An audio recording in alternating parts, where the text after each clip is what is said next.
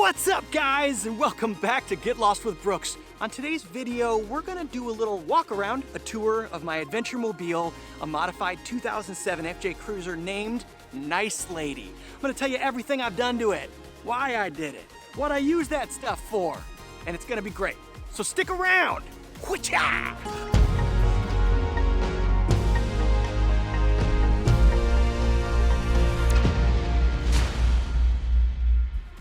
Yes! Welcome back to Get Lost with Brooks, the show where we discover and connect with beautiful places.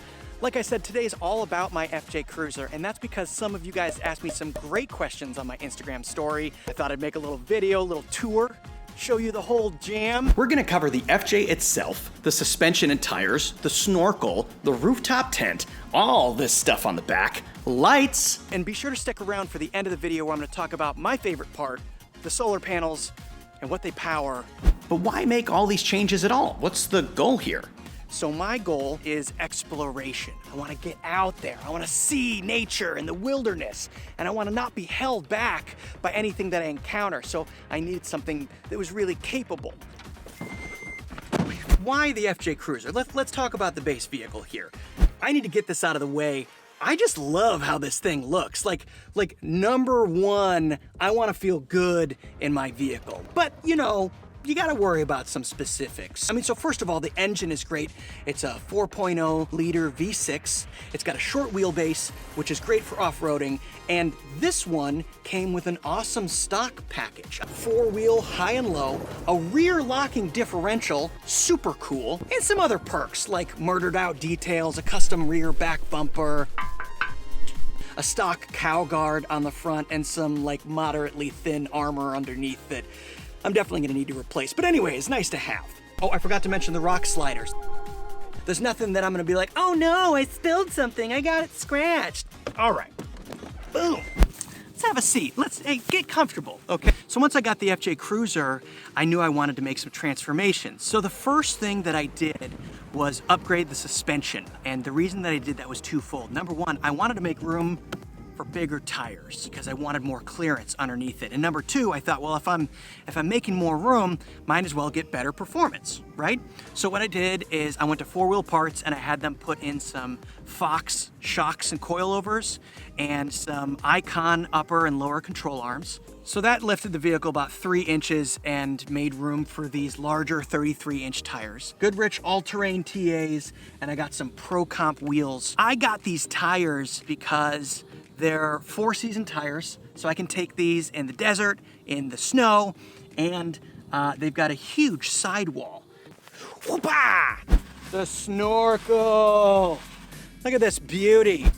This is one of the cooler looking modifications on this vehicle, if you ask me, but it's not just for good looks. This was the second modification that I made because I knew I wanted to be doing water crossings. In fact, at the time, I was planning a trip to the Mojave Road, which has an awesome water crossing at the end, and you need a snorkel to do that.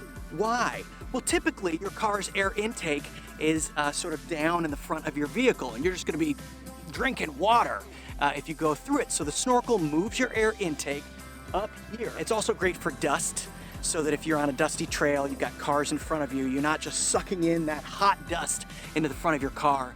And along with the snorkel, I got a breather kit. Dude, which parts use the breathers? Yes, right. Your transmission, and if you have a rear locker, or any lockers, they have breathers. They like to breathe too. So I had those relocated up into the engine.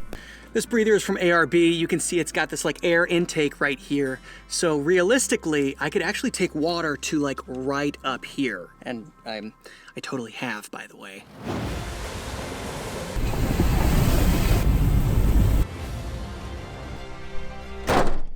It's looking good, it's looking good. The build is coming along. I've got suspension and tires and a snorkel, and you know, once I go on a few trips with these modifications, I start thinking to myself, man, it is really annoying to have to pitch a tent every night, break it down in the morning. What if this could be really easy?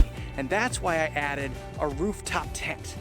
If it's gonna be uncomfortable or uneven to sleep on the ground, a rooftop tent makes it super awesome and flat, and you're up and away from critters. Scorpions, bugs, bears.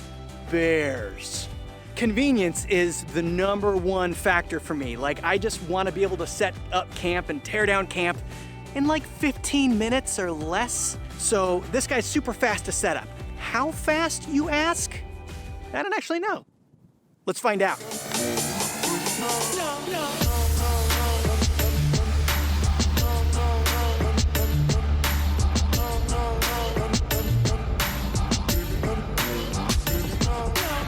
Bam! That's what I'm talking about!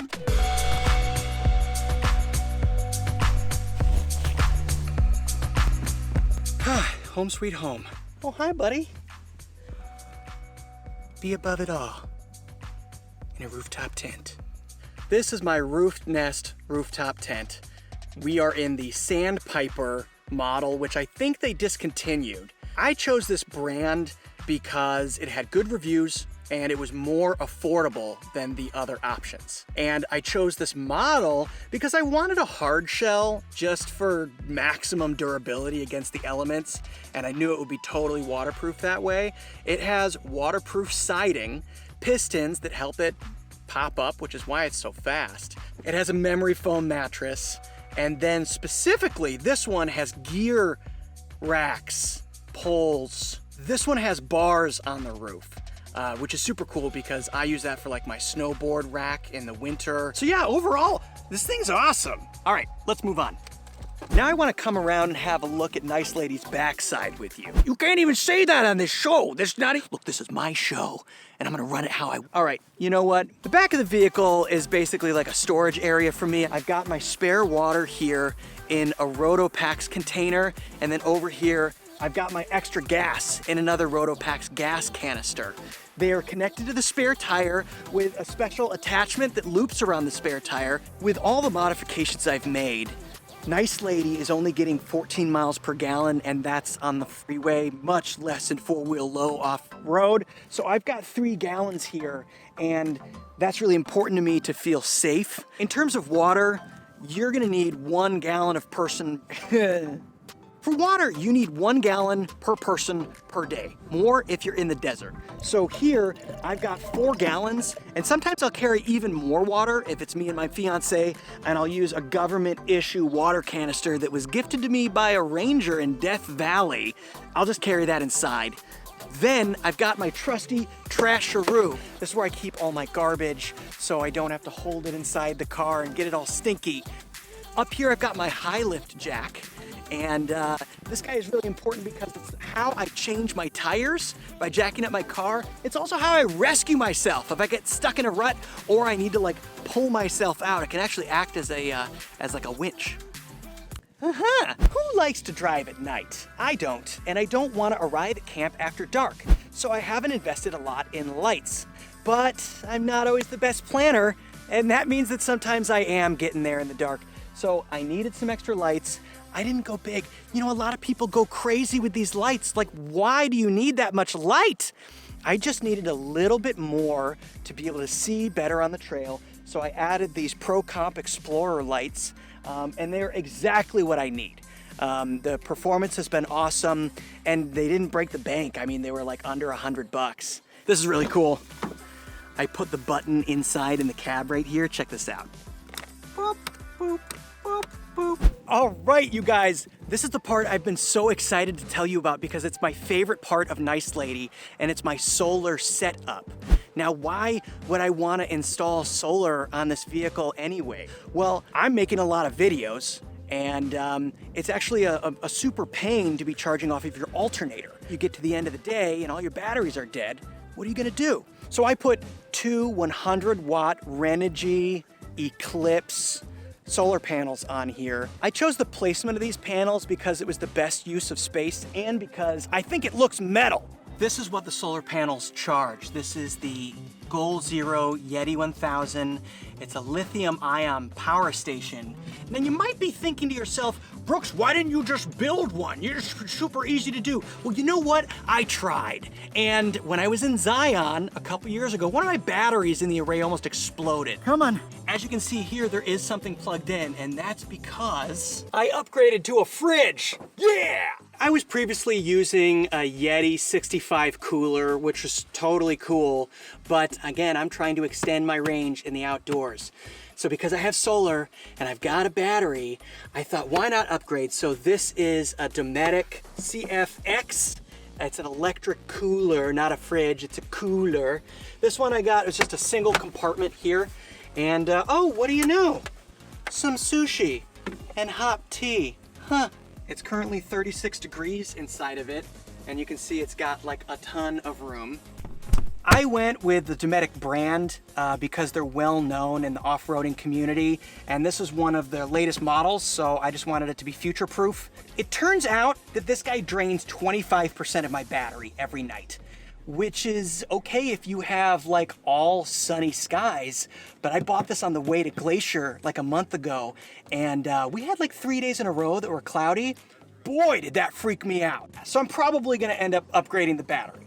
All right, guys, that's it for the tour of my adventure mobile, Miss Nice Lady. If you have any questions, just drop them in the comments. I would love it if I could help you get set up for your next adventure. So just let me know what's on your mind, and I'll see you in the comments. If you want to see more videos like this, smash that subscribe button, guys. Hit the bell for notifications. I really appreciate you watching this video and supporting me, so thank you for being here. Hope to see you next time. Clink. Wow. Woo!